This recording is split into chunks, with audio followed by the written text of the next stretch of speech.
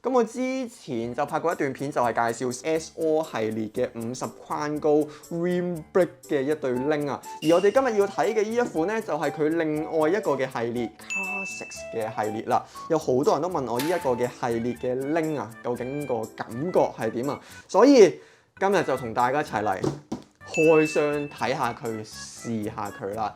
大家好啊，歡迎各位嚟到嘅頻道啊，我係阿 Chris 啊，係啦，開場白就講完啦，依家就開箱啦！哇！呢個 Start Here Make a Difference。好啦，咁攞出嚟睇下對 link 個樣係點啊！哇！咁呢一對 link 就係 Special Team 嘅 Car6 框高45一對 Rim Break 版本嘅輪組嚟嘅。咁佢嘅框係有好多唔同嘅選擇啦。咁我今次咧就揀咗45嘅依個框高啊，因為平時都試50試得比較多啦。同埋呢一對 link 咧，佢個價錢平咗啦，咁相對地個重量會重少少嘅。咁重咗少少，咁我就揀一個框再低多少少，咁個重量又可以再壓得低啲啦。所以我就揀咗15 gram 呢一個嘅重量，其實都唔算話係好重嘅，同我嗰一對跑衫嘅重量係差唔多咯。可以話俾大家聽係。好啦，咁依家就俾大家睇下啲配件啊。配件其實都係嗰一啲啦。咁士啤嘅拎枝啊、快刷啊，然後有碳纖維嘅剎車膠啊，其實都係嗰一啲嘅配件啊。好啦，咁出到嚟就俾大家望下對 link 先啊！咁一陣我就會去套工嗰度測試啦。咁我踩平路亦都會去踩上斜嘅。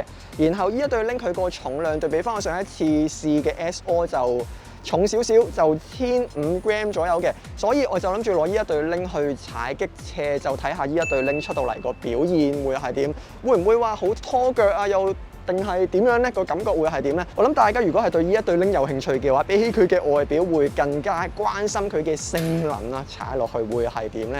嗱，咁我一陣去到套工呢，我就諗住由元洲仔橋底踩過去孖橋計時，睇下出到嚟個時間係點樣啦。好啦，咁我依家嚟到元洲仔嘅橋底啦，呢部就係我嘅新手機啊，係啦，咁就按咗乜 Get Set Go。嗱，咁依家踩咗冇幾耐，我覺得呢一對 link 咧就唔會話太拖腳啊，幾順添啊！有架車出緊嚟，可能係冇嘅。哇！喺呢位阿師兄係想點咩？佢係埋站嘅，好驚佢會突然扭翻過嚟呢一邊啊！嗱，咁對 link 俾我嘅感覺咧，佢有啲似 SO 嘅，不過我覺得 SO 踩落去個感覺係輕身多少少。如果係踩呢一對嘅話，我會偏向重腳啲咁樣踩落去，咁都唔會話有咩太拖腳嘅問題啊。轉個姿勢先，後面有兩架車係咁啊，邊個嚟嘅？肯定係想追過我。佢哋越嚟越接近我，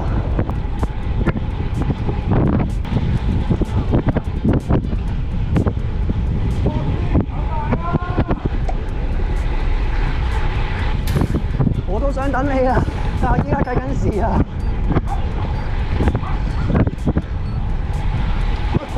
喂 ，hello！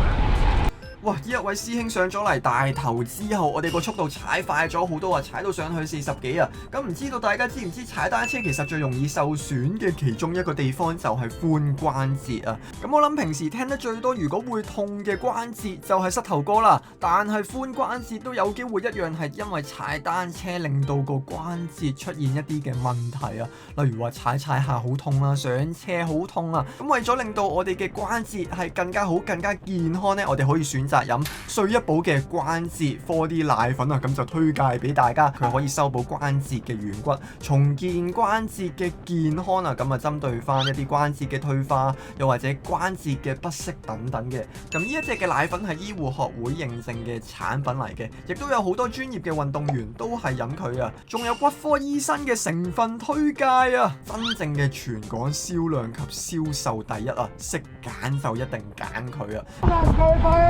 好快啊！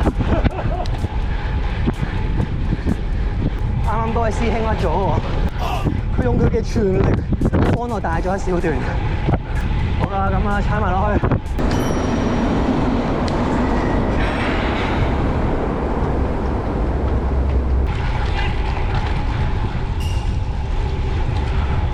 見到有人呼喚我啊！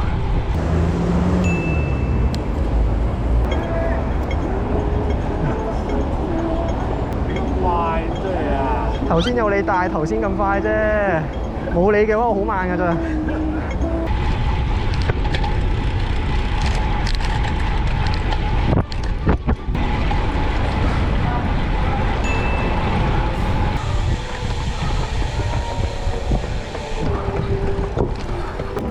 你好啊，你好啊，係啊，可以影個相啊！可以啊。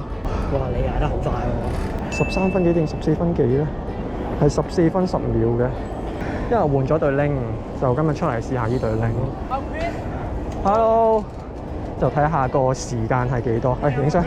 多謝多謝，你都係寶刀未老。如果冇等紅綠燈嘅話，就可以入到14分鐘以內㗎啦。啊，有啲可惜啊。係啦，咁踩完平路，我就諗住一陣踩過去樟樹灘啊。就快到樟樹灘啊！個天啊，就快黑啦，要開一開燈咯。其實開翻我盞車頭大燈啊！我最主要係睇下呢一對 link 嗰個感覺會係點咧？話唔定有啲人可能會諗啊，哇！平時踩激車閒閒地啊，踩到1、2轉，一定係你對 link 夠勁先至可以咁樣踩到上去。咁我依家踩住一對價位係3000幾蚊嘅 link。可唔可以踩到上去咧？其實我好耐都冇踩過大山同埋激斜嗰個感覺。近排咧，都係踩套工多，已經好耐冇踩過一啲咁斜嘅路。咁啊，今日嚟睇下佢啦，睇佢嘅表現係如何啦。哇！閃俾嗰啲三角減速噃。想講咧，我呢個飛輪係另外一對 link 嗰度拆出嚟，跟住裝落去嘅。但係個飛輪其實係比較少用，所以新啲條鏈就用咗好耐，有啲舊。跟住我依家踩落去個感覺有少少，即係有時變速嘅時候唔係咁吻合咯 ，feel 到係。所以咧有時換條鏈同換飛輪係要一齊換。如果嗰個新舊嘅程度係差得太遠嘅話，不過依家都 OK 嘅其實。咁比起飛輪同條鏈，我最主要係要想試下呢一對嘅 link 啊。咁 OK 啊，其實都唔會話太拖腳咯，我覺得佢係重啲 ，feel 到重啲嘅，但係唔會話好拖腳，因為佢順咯。同埋如果係睇踩落去嗰一下發力啊，腍啲啊，硬啲啊，佢係腍過我SO 嗰一對少少 ，SO 嗰一對踩落去感覺係實淨啲咯，嗰個發力係再直接少少嘅。呢一對 link 就 feel 到係，佢又唔會話真係好腍，但係你 feel 到有少少唔同，少少係啊。咁嚟到中間啦，來了啦，準備好未啊？咁多位，哇，有啲唔吻合，所以有少少卡咗一下。我繼續。來了！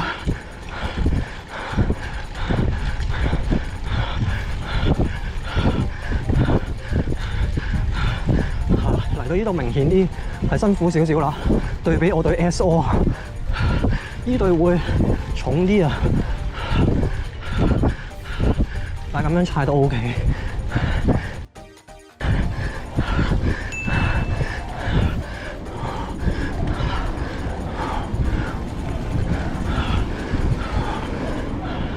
咁啱有架的士，即刻扭埋一邊，係啦，上到嚟個頂啦，好，揾個地方分享感想。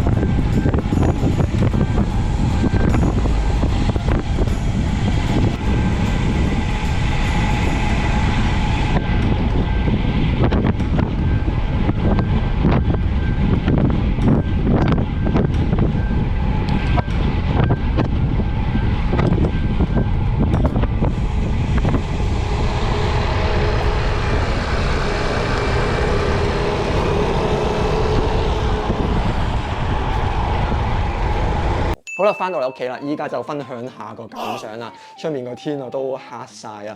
咁啊，呢一對拎，我覺得佢同 SO 貴啲嗰一對嘅分別會喺上斜嗰一度咯，嗰個分別會明顯啲嘅。咁佢係會 feel 到重啲啦，會拖咗少少啦。SO 嗰一種係踩落去係好硬淨咁樣嘅，嗰個力量嘅傳遞係比較直接啲啦，同埋佢個重量又輕啲喎，所以踩上去都會輕鬆啲嘅。呢一對就會辛苦少少啦，但係又唔會話真係好辛苦嘅，我即係就咁正常踩上去都踩得到啦。